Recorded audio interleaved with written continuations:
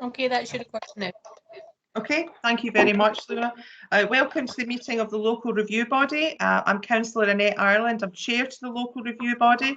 I'd like to welcome Councillor McLean, Councillor Convery, Provost Fletcher, Councillor Cunningham and Councillor Miller here today, and also Mr Eamon Daly is here as the clerk to the Local Review Body. Mr Matt Greenan is the Independent Planning Advisor to the Local Review Body. He has had no involvement in the processing of the planning applications which are the subject of reviewing before us today. Ms Siobhan Wilson is the Legal Advisor and is responsible for preparing the Local Review Body's decision notices and providing legal advice as necessary. Do we have any apologies for absence? Thank you, Chair. Yes, I have apologies from Councillor Swift. Okay, thank you very much. Do we have any declarations of interest? Okay, thank you very much.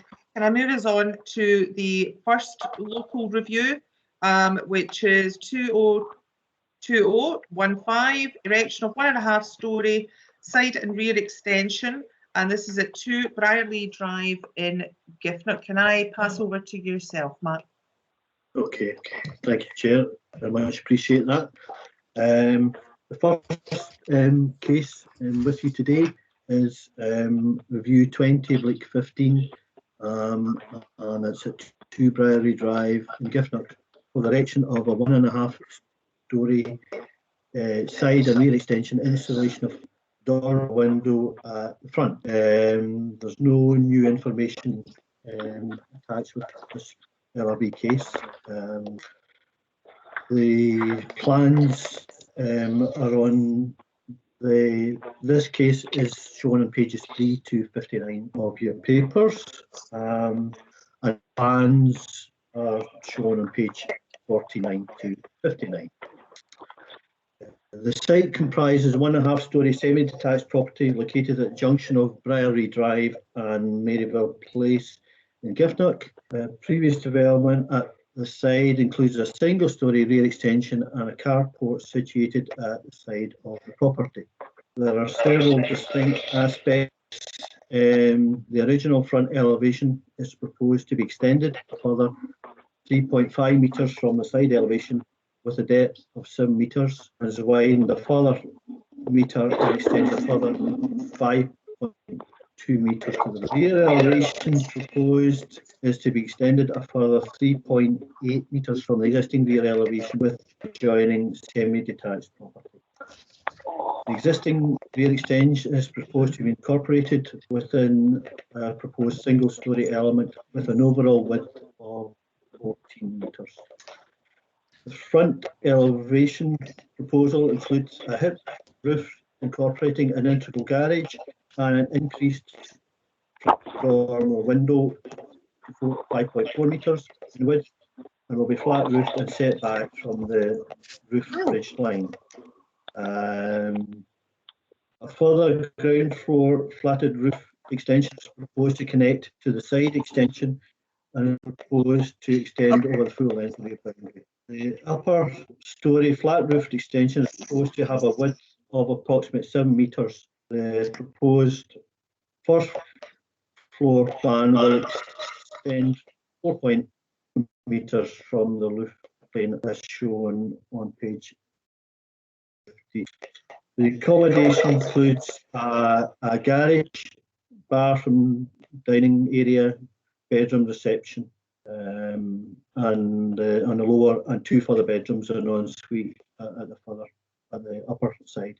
There's a very mix and range of materials, including marley slate, anthracite, timber cladding, and rend. Probably a good indication of the development is probably shown on maybe page 56.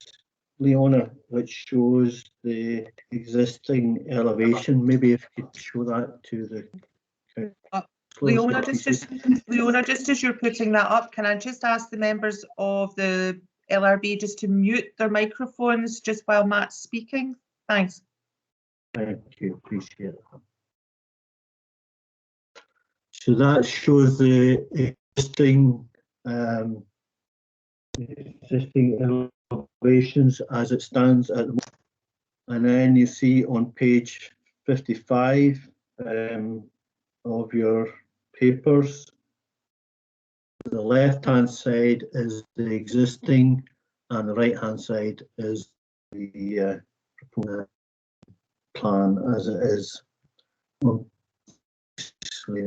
On page 57 are the proposed elevations. You can see the dormer on the upper side. You can see it's a semi-detached property. On the left-hand side is the boundary with the adjoining property. And you see the middle drawing is from the rear. You can see both the flat roofed element, which has the sort of the charred timber cladding at the base, and the upper extension, which is a flat roofed extension, is clad in anthracite, whatever. I see the lower elevation there in the northeast shows out from the side where you can see the lower flat roofed extension, and the upper extension, which shows the front elevation, and it runs through to the back as well, flat roofed as it is. Okay. And I think that's page 57, isn't it? I think this is the last one to show. Yes, I think that's the last one to show, which gives an idea of it as it is.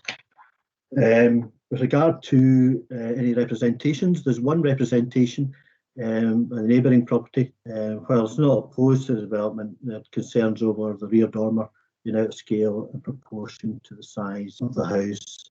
It concerns over privacy. That's on page 17 and 47 of your papers. With regard to the reasons for the planning officer's decision, the application was refused, and the report of handling is on pages, and decision notice is on pages 21 to 32 of your papers. The basic outline of the proposal was set out in the report of handling, and the proposal must be assessed against policies D1 and D14 of the adopted local development plan and supplementary planning guidance on how houses are designed. The policy and guidance requires new extensions to complement the existing character of the property and surrounding area, particularly in terms of style, form, and amenity of neighbouring property should not be adversely affected or unreasonably restricted to sunlight or privacy. The officer considered the scale and form of the side extension and front door window as acceptable, as it would not overwhelm or dominate the property, nor raise issues with neighbouring properties.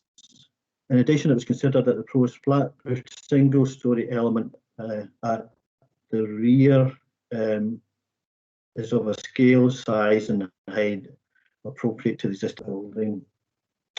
However, the addition of the upper storey flat roof element at the rear was considered to effectively result in a two-storey box extending from the rear of a modest single-storey semi-detached dwelling. The external finishes of anthracite cladding would be an incongruous addition and would have a similar impact on the character of the property, and the property's prominent location would also result in detrimental impact on surrounding area. In addition, the floor-to-ceiling windows were considered to result in significant overlooking, which would adversely affect the amenity and privacy of the neighbouring property. Whilst the side and front dormer window and a single-storey extension were considered acceptable, the upper storey at the rear, by its design, external finishes, were considered to dominate and overwhelm to the detriment and character of the visual area. And the potential for overlooking from the upper storey was also considered to be a detriment to the neighbouring property.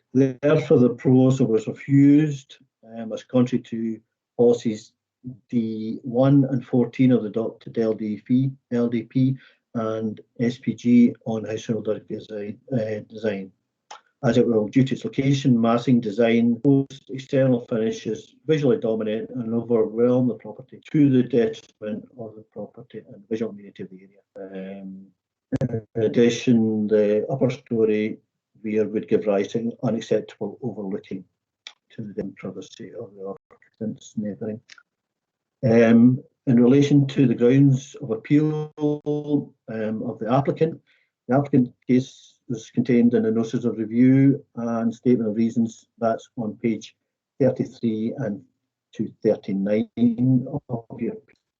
On page 39 outlines previous discussions relating to withdrawn application 2019 and considers that these were taken into consideration. These discussions form the basis of the revised application of 2020, and the appellant draws attention to similar scale of works elsewhere in East Renfrewshire. The planning review submission also provided by the applicant to support the appeal on pages 41 to 43. It quotes previous correspondence with the previous planning officer, which was taken on board in relation to submission of this application. Consider the points raised within the officer's report were not raised as issues previously.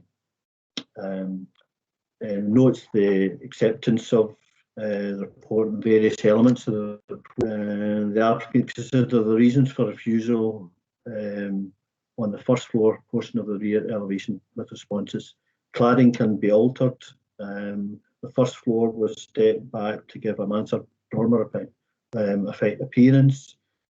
Highlights the lack of consistency in the immediate area for many different styles of material, and it believes a mixture of architectural styles within the area solely in relation to number 4 makes it a modern choice of materials appropriate.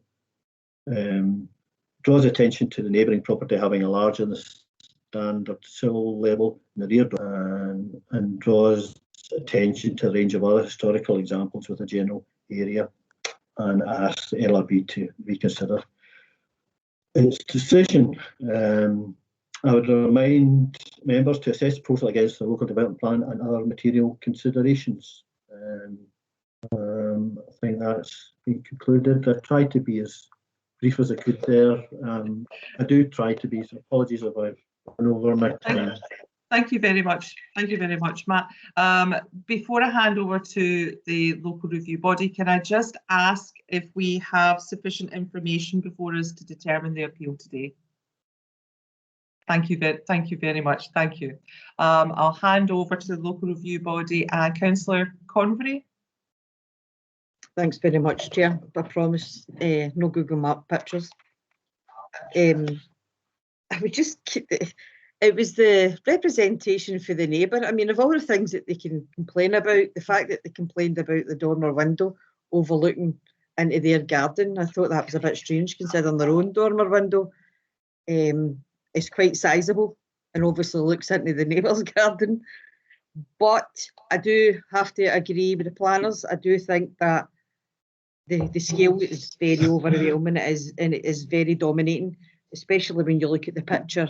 I think it's page 42 on the papers, and it actually shows you a picture of how close they are. The neighbours are joined, and the house looks quite small. So I have to agree with the planners. I do think that it is very overwhelming and very dominating. Thank you very much. Councillor Miller. Thanks, Chair. I quite agree with Councillor Convery in as much as it is totally out of character with the rest of the Brierley Avenue. And I've just went on the Google Maps and had a wee run up Brierley Avenue to see if there's any houses there with similar design, and there's not a single one in Brierley Avenue. Okay, I know the applicant has, or the agent has trawled through Gifford to see if there's something similar, but we're actually looking at, and then I know Provost Fletcher and years gone by, or meetings gone by, has said, we can't really knock back something when you look across the road and it's the exact same thing. Well, as far as Brian Lee Avenue is concerned, I don't see anything similar to this. It's just the scale and massing. I quite agree with the planning officer, and I would reject. Thank you very much, Councillor Miller. Councillor McLean and then Provost Letcher. Thank you, Chair. Yeah, I have to agree with everything that's been said. You know, it's just going to dominate. I mean, it's turning it into, it's a reasonably small house, into a 6-bedroom house. It's going to dominate, especially the neighbour. It's going to be a huge footprint on it, and I would agree with everything that's been said, and I can understand why they've rejected it. That's all. Thanks. Thank you, Provost. Thank you, Chair. No, really very much in line with what's been said here. I mean, I think we need to remember it's a semi-detached, originally single story. I was curious to know, if we were to approve this, exactly what sort of percentage of the, the extension of the original footprint would be, because it seems to be an inordinately large extension. And I do have sympathy with the neighbour. It seems to be, though, the neighbour's been quite sympathetic about allowing the extension, but obviously there's an issue about overlooking. And I have to say, I just put myself in the position, would I like to live next door to it? And no, I wouldn't, because I think it does totally wreck the character of the original buildings. And Councillor Miller's absolutely right. I think we all look at these things in the streetscape, and if there's examples across the road or 2 doors down, I think we do look very silly about knocking them back. But the fact that the applicants had to go to Orchard Park, which is at least half a mile away, in Thornburn Avenue, and the properties there are quite different from the properties in the Marys. So, clearly, if there was any other examples of anything simpler, anything similar down in the Marys, I'm sure it would have been highlighted. So I have to say I've got issues with this. I would support the planning officers. I don't think we should be granting it. Thank you very much. Councillor Convery, did you put your hand up just for a second? Are you wishing to come back? No. Okay. Thank you very much. I'm in complete agreement with everything that's been said from the other members of the LRB. I'd like to move that we accept the recommendation to refuse. Do I have a seconder? Councillor McLean? Take your pick. Unless anyone's otherwise minded. No. Thank you very much. Can I move us on to our second and final local review before us today? 2020-16, alterations to existing raised decking at rear of 14 Dunglass Place, Newton Mearns. Do we have sufficient information in front of us today to determine this review?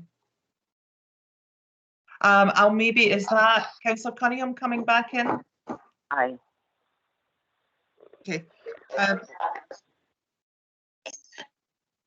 Councillor Cunningham, we're just moving on to the second item, 14 Dunglass Place, Newton Mearns. I'm just asking if we have sufficient information to determine the appeal before us today. Thank you very much. Can I pass over to yourself, Matt, please? Thank you, Chair. Appreciate it very much. The second case today before us is Review 20/16. The Planning Act ref is 2020/0298. The case is within your papers on page 61 to 141.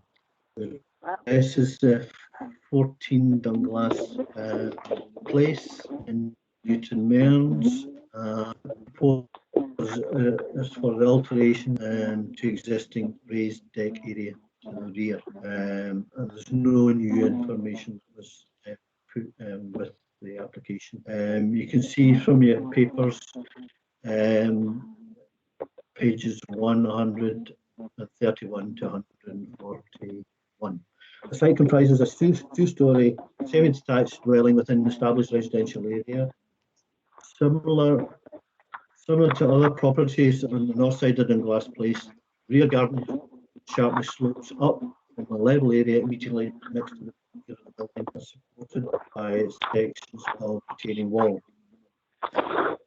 The visible vicinity are 12 and 18 also has timber decks, some elements close to the meeting boundary.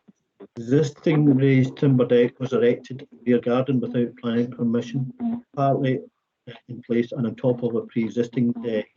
Pre-existing deck was taller in depth in the area than the current existing deck, which is split level. Current split level deck with steps running the entire length of the garden. The main deck level is approximately 7 square metres, and there's a lower deck section closer to the ground with 16 in the last place.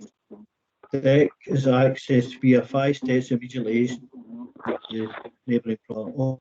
Landing lower deck area with a further 3 steps onto the main decking. Planning permission was refused in 2019, and the review by local review body was subsequently dismissed. A new planning application, this proposal was submitted and sought to amend the configuration of the decking to address reasons for refusal of the previous application. It retains its overall footprint. The lower level closer to the boundary with 16 in glass has been reconfigured as steps and an area of planting, and upper level of deck has not been reduced and remains approximately 2.8 metres from the south boundary, with number 16 down the last place. Probably, Leona, if you have a chance, page 134 of your papers shows the pre-existing layout, which was originally there. If we go also to, which is page 135, you can see the existing layout as is situ at the moment. This is the as is, so you can see it goes against the boundary on the left hand side of the plan you see there. Page 137 contains the proposed layout, where you have steps on the left hand side, but there is, when you turn and go to 6, 7, and 8, the steps arrangement is reduced in width. There is a low level sort of planting area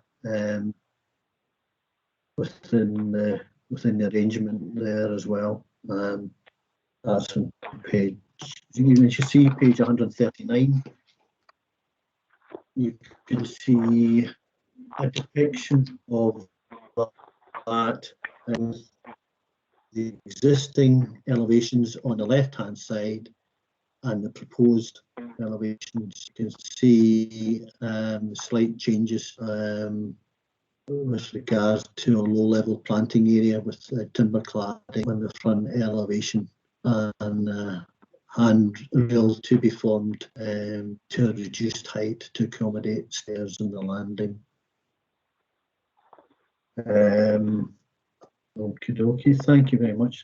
Much appreciated. With regard to representations, there's been one representation received raising concerns over the overlooking, associated loss of privacy, together with concerns over the size and scale of proposals. These reps are shown on page 75 to 77 of your papers. A further objection at the LRB stage reinforced the concerns of overlooking and the resultant loss of privacy, referencing the LRB's previous decision that the scale of the structure was excessive and the current proposal has not substantially changed. That's on page 122 of your papers.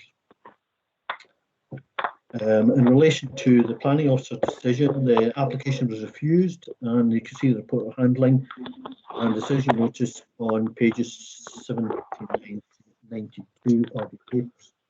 The proposal was set out together with a chronological indication of the various stages of the previous planning application and associated LRB decision.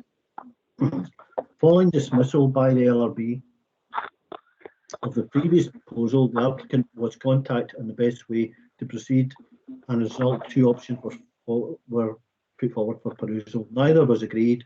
One favoured subject to upper decking being moved further from the neighbouring property. This was not reflected within the current planning proposal. The application required to be assessed against policy D1 of the LDP, which amongst others requires all development should not result in significant loss of character and not give rise to excessive additional overlooking. The officer considered that the proposed deck as amended is visually prominent. However, ultimately it was considered not to significantly detract from the character or visual amenity of the area. However, the potential for overlooking would not be significantly decreased as a result of the minimal changes to the existing as-built deck. It was acknowledged that there will always be possible to overlook from the neighbouring garden, and that the pre-existing deck allowed for an element of overlooking. However, this was further within the approximate midpoint of the garden. The proposed deck was considered to increase the potential overlooking significantly, and is 2.8 metres from mutual boundary from an elevated position with a more intrusive level of overlooking into the neighbouring garden. The boundary treatment was considered to consequently the proposal was contrary to clause E1 and give rise to unacceptable overlooking, and the proposal was therefore refused by reason of its height, proximity, and have a dominant and detrimental impact on the amenity and privacy of the adjacent property. At number 16. In relation to summarise the grounds for appeal of the applicant's case is laid out on the notice of review and statement of reasons on page 93 to 99 of the papers. The reasons for review enclose a supporting statement in relation to the refusal notice, together with associated plans. A series of pictures were provided on pages 101 to 105, showing the range of scenes, pre-existing, new fencing, existing decking from the top garden in comparison to the neighbouring property. A supporting statement on pages 107 to 109 draws attention to elements in support of the application, stating that it's a replacement of existing. Consider the decking remains 2.5 length with modest alterations to form new stairs access, some recladding and provision of low-level planting. References correspondence with the planning officer, which had advised reduction by 1 metre. Considered that the reduction was unfair and the proposal be a like-for-like replacement. A reference to the mid-landing as requested by the planning officer believes this is not considered to be an area which would increase further overlooking issues. And reference made to the new fence, which was considered to increase privacy for both the client and the objector. It was accepted that the proposed deck, as amended, would still be visually prominent. However, there has always been a deck there which remains 2.8 metres from the boundary, and the decking 4.2 metres in length. And it's considered, the applicant considered that the overlooking and privacy was no worse than previously, and would likely to be improved with the 2 metre boundary fence. Clarifies the tension of the retaining wall, but removal of all the original timbers, new steps, mid-landing. It should not be used be of a sufficient size for any seating with small area for planting. Considers the proposals not give rise to any additional overlooking, with only minor works to alter the further response to objection was also given, stating that proposals for replacement of existing, clarifies drawings showing pre-existing proposed layouts, further reference to email correspondence, reduction 1 metre, confirming proposed changes keep the same size as existing, with new steps and raised area. Please that the proposals are a fair compromise, and there would be no more worse than the original new fencing offers more privacy. I would remind officers that the members that the proposal has to be viewed against the development plan and any other material considerations. I think that concludes my summation of this. Thank you. Thank you very much, Matt. I'm just going to open it out to the local review body. Councillor Convery, followed by Councillor McLean. Thanks very much, Chair. So, Matt, basically you made some suggestions to the applicant to do with their application to try and better it, and they basically didn't pay any attention. They didn't put these suggestions in. I mean, because the only thing that I can see that they've done is turn the lower level into a planter. Yes, I mean, I was one of the ones the planning officer has had previous correspondence with the applicant, but then the proposal was set forth, and as we see today, probably page 39 gives the main picture of, you see the existing top left as it is, and the top right proposed elevation. You can see the slight differences from that point, and that it reduces the area with a handrail and gives smaller area for steps and slightly different sort of area for planting. But essentially it's still the same size on the left hand side. Right, I mean, I was one of the ones that did refuse this in the first time, and I just don't see anything within this one that's going to make me change my mind. I'm sorry. Thank you very much. Councillor McLean. Thank you, Chair. I've got a certain degree of sympathy with this, because if you look at the existing garden and actually where the decking is now, I think it's on page 104, you'll see it's actually sloped to the back right the way up. So even if they took that decking away there and put a slabbed area in which they wouldn't need planning permission for, they're still going to be the same height where that decking is. It's still going to overlook, because it slopes so badly up to the back of the garden there. It just seems to me, no matter what they do there, they're always going to overlook, no matter what. And I understand that they put that without planning permission, which they shouldn't have done for a decking, but as I said, if you change that to slabs, no planning permission, there's absolutely no difference.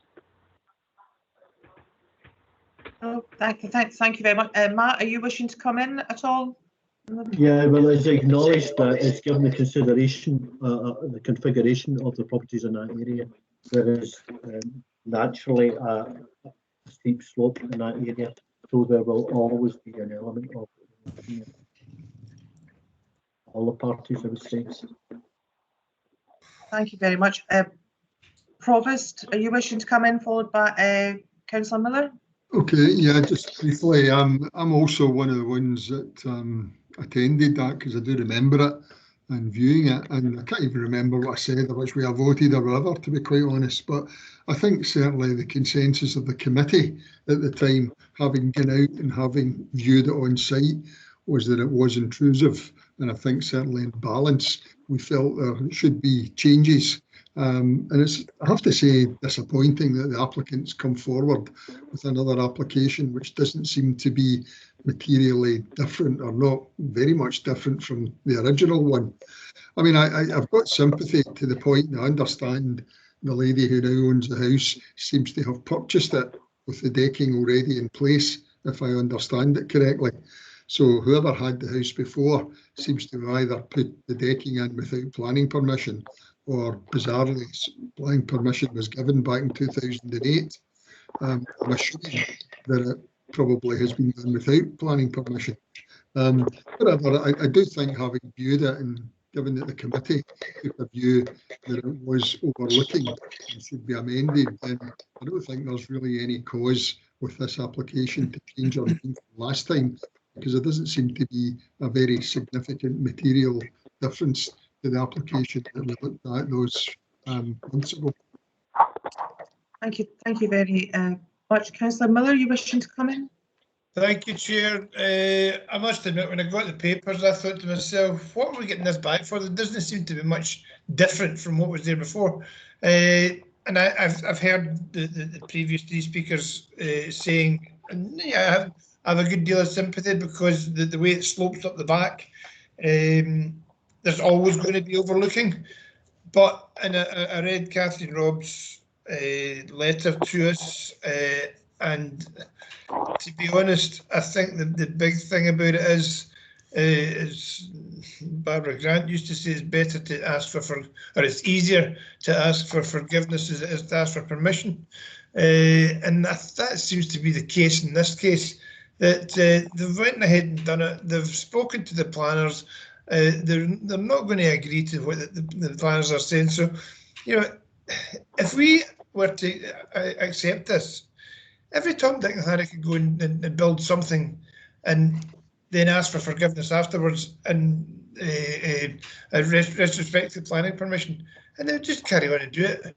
So to me, it's got to be a case of that if you need planning permission, you have to ask for planning permission.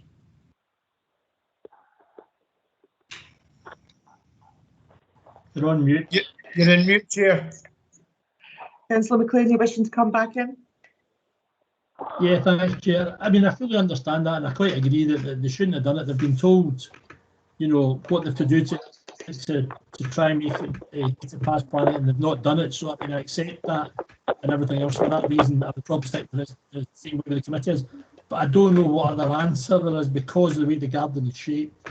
It's just unfortunate that they're kind of architects of their own demise by not following the proper procedure. Yeah, thank you very much. Councillor Cunningham, are you wishing to come in? No, I'm going for 2 pills. Right. Oh. Right, I'm a wee bit of pain here, so you need to excuse me, right? Okay. No, thank you very much. Thank you. Take care, Betty. Thank you very much. Unless anyone's other minded to come in, I'm in agreement with the comments that have been made by the other members. I was quite disappointed to hear there that there were 2 options that were put forward from the planning department and that the applicant refused these, and this is before us today. I'd like to move that we accept the recommendation to refuse. If I have a seconder. Councillor Cunningham, I think you were. Okay, seconded by Councillor Cunningham, unless anyone's otherwise minded. Okay, thank you very much. That was the last item before us today. Can I pass back to yourself, Eamon, please? Thank you, Chair. Just to confirm that the decision of the LRB in relation to this case was to uphold the decision of the appointed planning officer and to refuse planning permissions for the reasons as set out in the refusal notice. Okay, thank you very much, and thank you very much everyone for your time. I'll see you at the next meeting. Thanks very much, Chair. Thank you. Bye. Cheers. Bye. Bye, everyone. Take care, everyone. Bye-bye.